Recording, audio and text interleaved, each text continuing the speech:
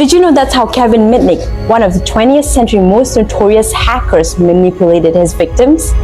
Yeah, that's how easy it was back then to manipulate people through social engineering. Unlike traditional hackers who exploit software vulnerabilities, Kevin Mitnick used psychology to manipulate people into handing over secrets. This is called social engineering, hacking the human mind. He manipulated human trust to gain access to some of the most secure networks. He'd pick up the phone, pretend to be someone from IT, and with the right mix of confidence and urgency, people would just give him their passwords. For example, he'd call an employee and say something like, "Hey, this is Mike from IT. We know there's an issue with your account and we need to reset your password for security purposes.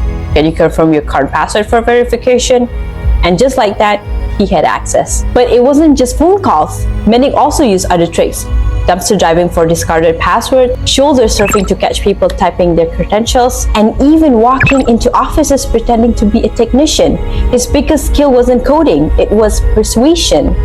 Now, you might be wondering, how long can someone get away with hacking the biggest corporations and even the government? Well, for Kevin Mitnick, the game of cat and mouse went on for years, and the FBI, they were determined to catch him. By the early 90s, Mitnick was at the top of the FBI's most wanted list for cybercrimes, but tracking him down wasn't easy. He was always on the move, constantly changing locations, using fake identities, and covering his tracks like a ghost in the system. He even hacked into the phone networks of law enforcement to listen in on their calls and see if they were on him. Imagine that, hacking the people who were hunting you just to stay one step ahead. But in 1995, his luck ran out. A computer security expert named Tsutomu Shimomura, who Mitnick had actually hacked, decided to take matters into his own hands. Working with federal agents, Shimomura used advanced tracking techniques to pinpoint Mitnick's exact location in North Carolina.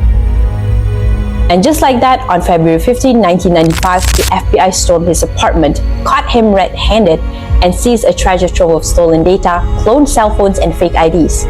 He was finally arrested after years of playing the ultimate cyber chase. The charges? Wire fraud, computer fraud, and illegal interception of communications. And after years of avoiding capture, Mitnick was sentenced to 5 years in prison. Now you might be thinking, wait a minute, isn't this just phishing? You know, those scam emails that trick you into clicking on a fake link and stealing your password? Well, not exactly. Phishing and social engineering share the same goal, manipulating people, but the way they do it is completely different. Phishing is more of a numbers game. Hackers send out thousands, maybe even millions of fake emails, hoping that a few people will fall for the trap. Mitnick, on the other hand, was personal. He wasn't sending mass emails, he was targeting specific individuals. He did his research, studied his victims, and crafted real conversations to make them believe he was someone they could trust. No sketchy emails with bad grammar, no fake login pages, just pure manipulation through human interaction. Think of phishing like throwing a giant fishing net into the ocean hoping to catch something, but Mitnick, he was more like a hunter, choosing his prey carefully, studying their habits, and striking at just the right moment. And that's what made him so dangerous. He didn't rely on people making mistakes. He created the mistake right in front of them. So, after years of hacking, evading the FBI, and finally getting caught, what happened to Kevin Mitnick? Well, after serving 5 years in prison, he didn't just disappear into the shadows. Instead, he did something unexpected. He switched sides. He went from being the world's most wanted hacker to one of the world's most trusted cybersecurity experts. Today, Mitnick is a white hat hacker, meaning he helps companies strengthen their security instead of breaking it. He runs Mitnick Security Consulting, where businesses hire him to hack them. Legally this time, they expose vulnerabilities before real cybercriminals can. It's ironic, isn't it? The same guy who once tricked companies into handing over their passwords now teaches them how to stop people like him. One thing Mitnick's story teaches us is this: humans are the weakest link in cybersecurity. No matter how advanced technology gets, if someone can convince you to hand over access, all the firewalls and encryption in the world won't save you. So the next time you get an email asking for your password or call from an IT support needing access to your account, think twice. Because as Mitnick proved, sometimes the most dangerous hackers don't need code. They just need you to trust them. And that is the art of deception. Hello, I am Mai from IT support. We have detected an issue with your account and we need to reset your credential. Can you verify your username and password? Hi there. Yeah, sure. My username is Filda46. And my password is Filda0123. For example, he'd call in an employee and say something like, "Hey, this is Mike from IT. We noticed an issue with your account and we need to reset your password for security purposes. Can you confirm your current password for verification?" And just like that, he had access. But it wasn't just phone calls. Mitnick also used other tricks. Dumpster diving for discarded passwords, shoulder surfing to catch people typing their credentials, and even walking into offices pretending to be a technician. His biggest skill wasn't coding, it was persuasion. Now, this laptop is basically hacked due to the social engineering attack that was performed.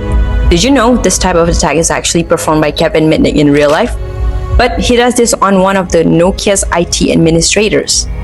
During the social engineering attack, Kevin Mitnick managed to hack the computer and gain full access on it. He managed to hack and do a lot of things on the Nokia's IT administrator, such as monitoring the screen, spying on the screen, stealing sensitive information, and even executing malicious script that might damage the computer. During his escape from the FBI, he was on the run and even hacked a computer using the same technique, which is social engineering. But this time, he gained access physically by using others' employees' badge to gain access on the building. During the physical access that he gained, some of the stuff that he does was stealing sensitive information, such as gaining access to the device. This is the example of the scene where he actually interacted with the physical device to access and steal the sensitive files, such as admin credentials and transactions records. One of the most interesting stuff about this, the FBI agent and Japanese hacker were looking for him for several years. Finally, he got caught because he was hacking another cybersecurity professional, which is Tsutomu Shimomura. Tsutomu tracked Mitnick after he hacked into his computer.